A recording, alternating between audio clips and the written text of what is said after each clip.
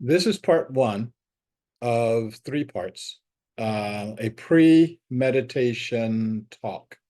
And I take a subject, I talk about it in real time for about 20, 25 minutes or so. Then it's going to be time for us to do our meditation.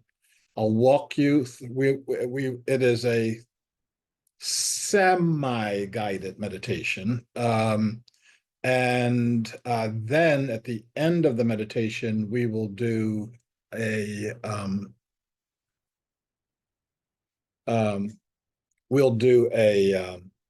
informal talk as long as there's people out here that want to talk. At the end, we'll talk about the things I brought up here in the pre-launch, pre-meditation talk. In terms of the meditation itself, it has some steps. There'll be a welcoming, then a centering. We'll do a short meditation where we can center not just on ourselves, but center on each other and all beings. We'll acknowledge our connection to all beings because what we're building is a psychosphere of connection between us and every other living being on this planet that we share with this planet. We'll blend those energies, and then we'll set some declarations about our future. And then we'll do a meditation that will be between 8 and 10 minutes long. And then we will wrap up with what we call our inclusivity mantra, and we'll get to that when we get to that. And then we'll have our informal discussion. I am about ready to launch us into today's subject of our pre-catalyst meditation talk. And it's what I call maintaining self and sanity during this transition to the butterfly.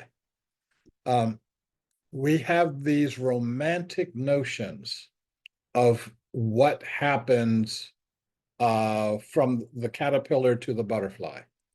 Romantic notions born in elementary school for many of us.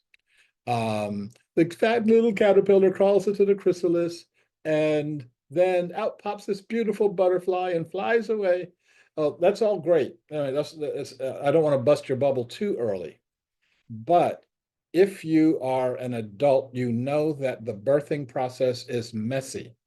It is uncomfortable, it's messy, it's dangerous, and to the being undergoing it, it looks like you're dying.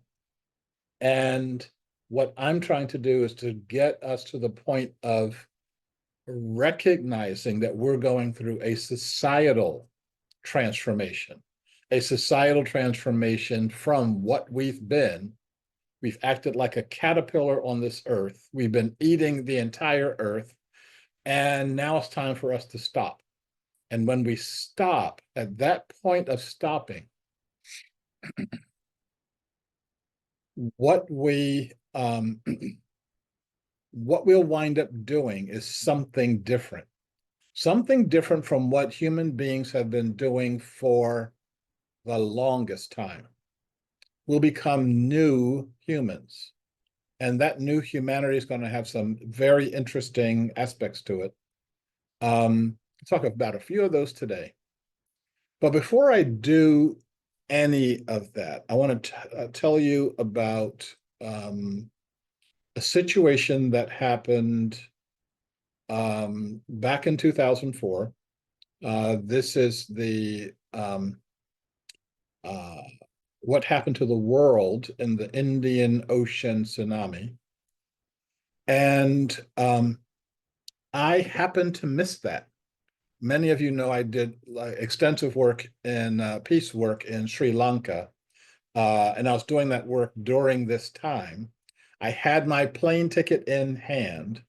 I would have been in Sri Lanka. I would have been standing on the beach in the morning when the first wave rolled over 100 feet above where I was what would have been standing. Um, I was here in America, um, having my appendix out. So when my daughters heard that I was having my appendix out, they were all writing, "Oh, I'm sorry to hear about your appendix." And then when they heard about the tsunami, "We're so glad you had your appendix out." So several months later, I got to go to Sri Lanka and see the aftermath of the tsunami. And I want to show you some pictures here. Um, so I had the opportunity to interview this woman, and she was dressed in her best sari because she knew she was meeting me, and she was meeting me to tell me a story. And so I'm in her village, and if you can see my marker, that's me, the tallest person in every village I go to. This is the young woman, and this guy here is my translator. Um, and she's telling me the story about when the first wave occurred. Everything that you see in this picture, including the palm trees, were underwater. The only thing that was sticking above the waterline was the point on the stupa in the middle of the village. And there were people clinging to that point as the wave was sweeping everyone out. And so there are people clinging to the stupa, then there were people clinging to the people clinging to the stupa, then there were people clinging to the people clinging to the stupa. And she said she was on the outer ring, and she saw her mother coming toward her, and she was trying to reach out for her mother, and missed her by about 3 or 4 feet. And the last time she saw her mother managed to turn around, and they were looking at each other as her mother got swept out to sea, and she never saw her again. Now, I'm telling you this story for a reason. Um, I,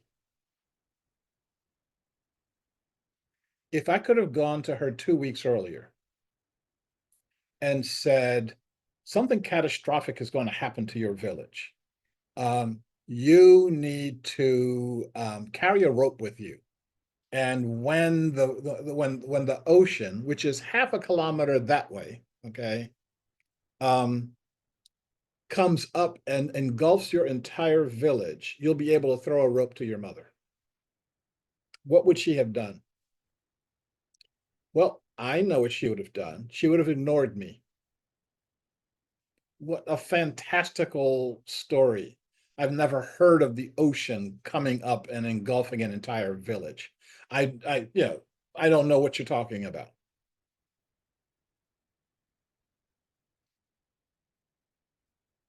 That is what most of us are doing right now. What most of us are doing now is, um, in the face of everything that I have been saying and many others have been saying for the past 30 years, I've never seen anything like this happen before. I don't know what you're talking about here. I don't see anybody else from my village reacting. Nobody's paying any attention to you. I'm going to ignore you too. So that is a very normal human expression. We're going to go back to what we are used to. We're going to go back to the things that are comfortable for us and comforting for us.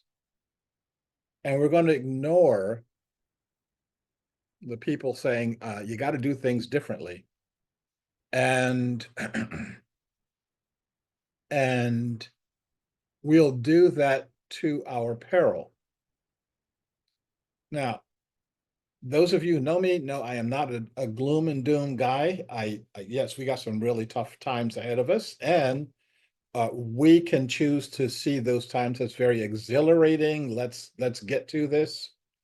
My thumb blurred out there. Let me get a good clear thumb here. Okay.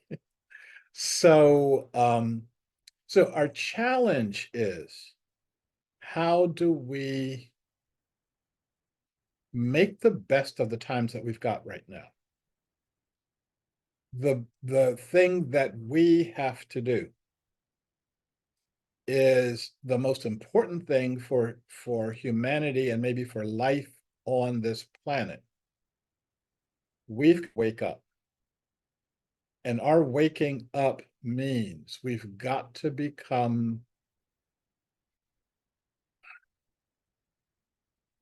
change our perspective. We've got to see how the world works differently. That's been the subject for all of my books for the past 35-ish years. That's been the subject of all of my teachings. That's been what I've been doing for all this time to amazingly small audiences, considering the importance of the subject, but that's about to change. I'd hope that there would have been more of us involved in the change as it's changing. But we're at the point right now. We can see the elements of the wave coming. We're misinterpreting it. We're saying, oh, that's not a wave, that's a cloud. There can't be waves that big. Once we let go of that notion, once we let go of the notion that things are going to be operating the way they've always operated, we can start seeing a bigger picture. We can start seeing a different picture, and we can start responding accordingly. So the first thing we have to do is listen. And I don't mean listen so that you can get ammunition to refute the other side that's saying whatever.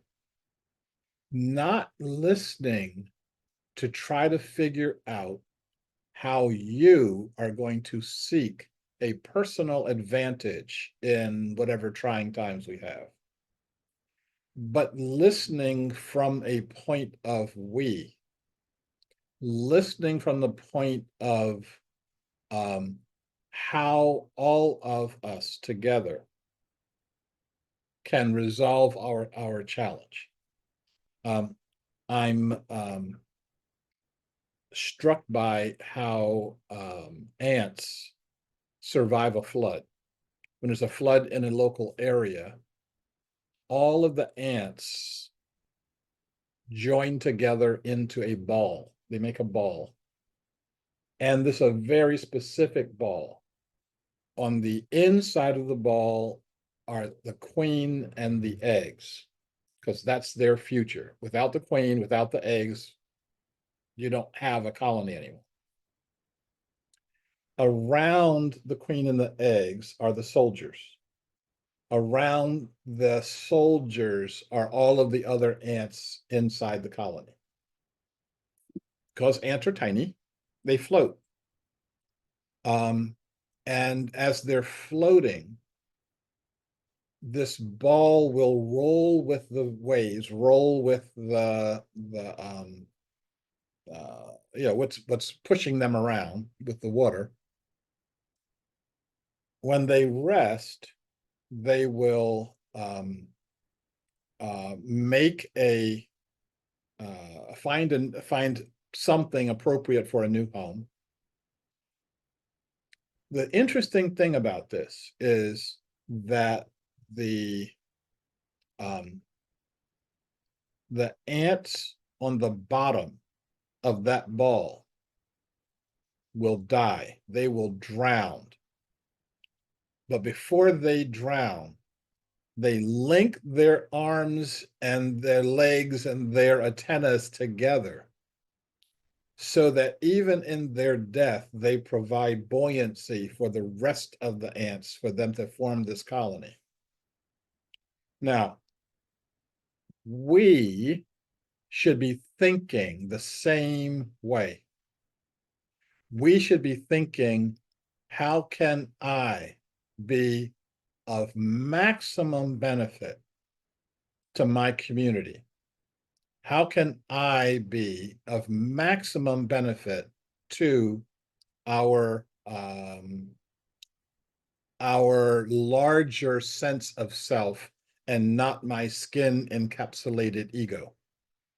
And as people are coming in, my screen is changing here, so I'm going to change our screen so that that's not so distracting, or unless you find me distracting, in which case maybe you're in trouble.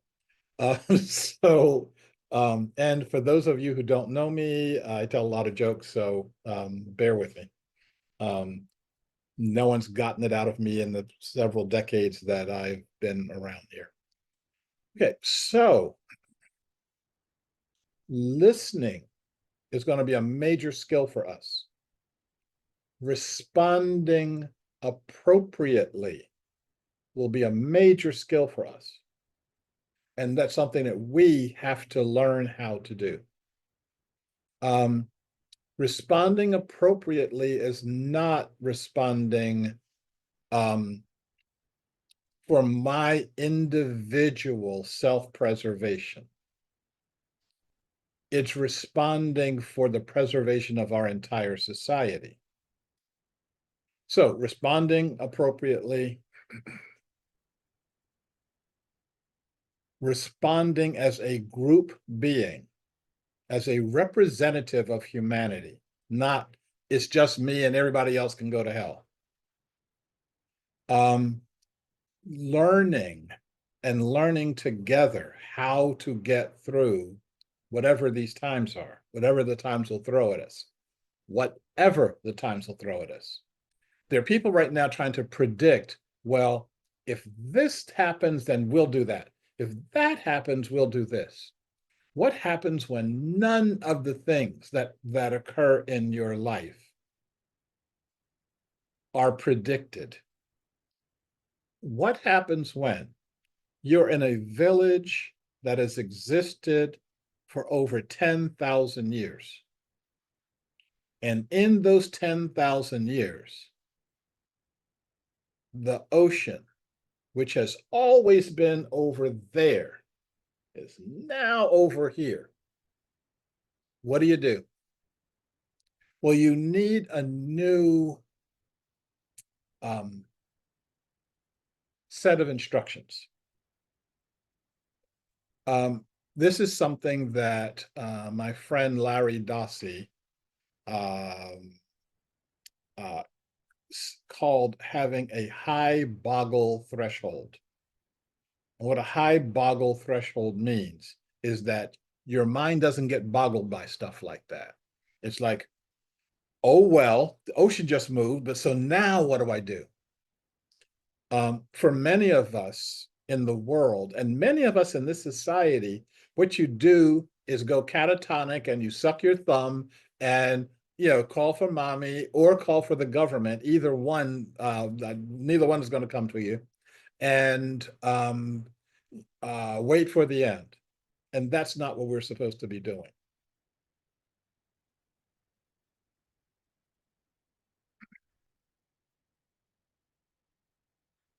So we're supposed to be listening. We're supposed to be learning. We're supposed to be responding appropriately and responding as a group being. And we're supposed to be envisioning.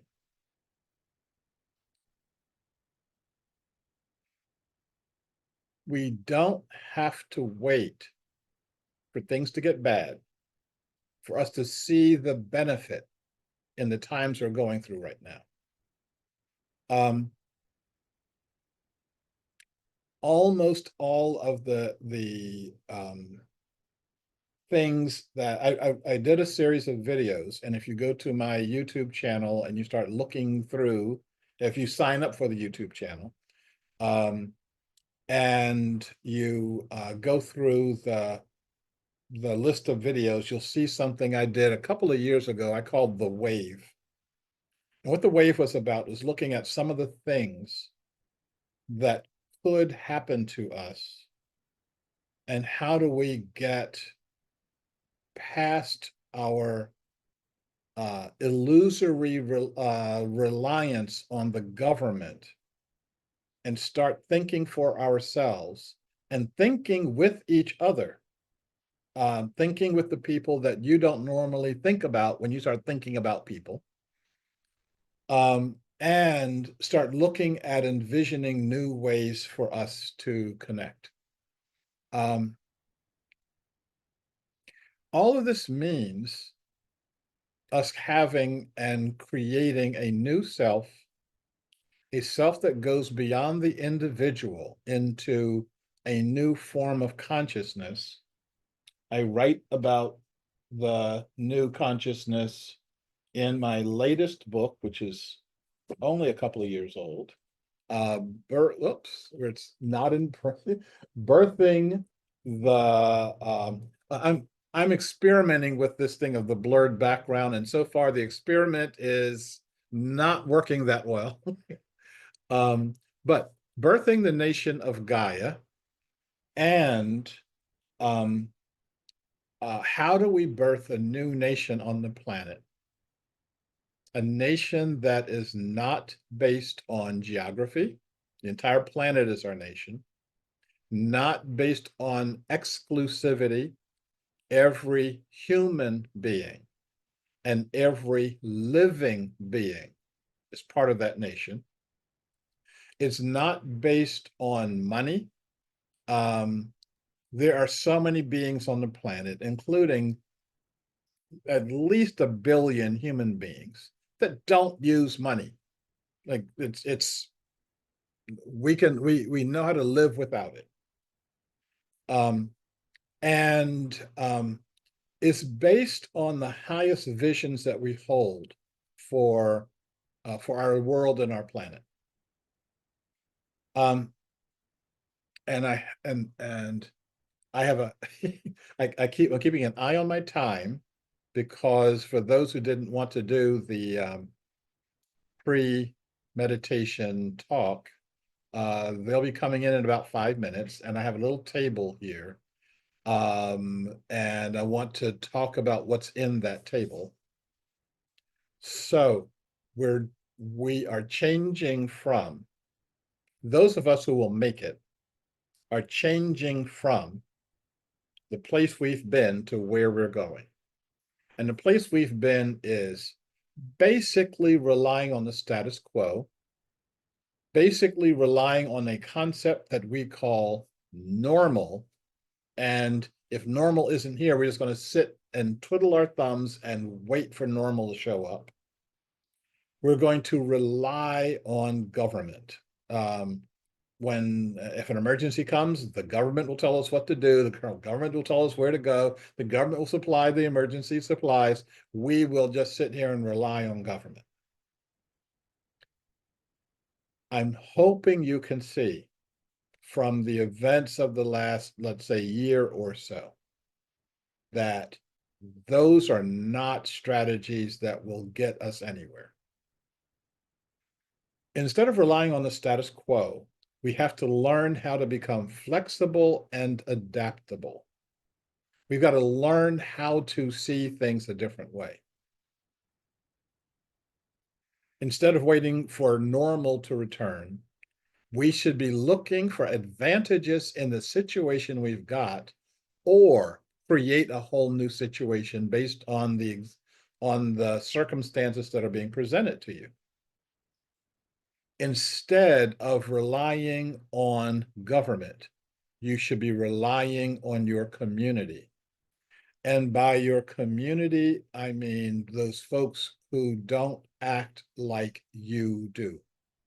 The folks who don't act like the norm that you are used to.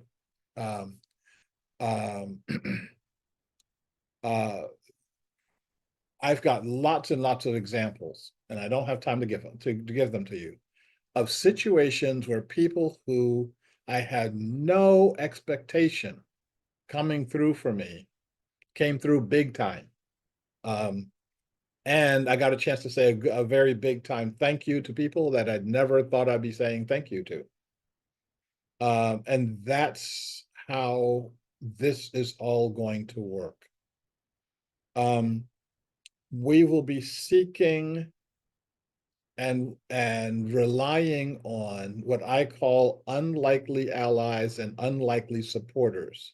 For those of us who have spent so much of our time separating ourselves from the other, talking bad about the other, um, eliminating the other from our lives, it's time for us to do things differently. It's time for us to start seeing things differently.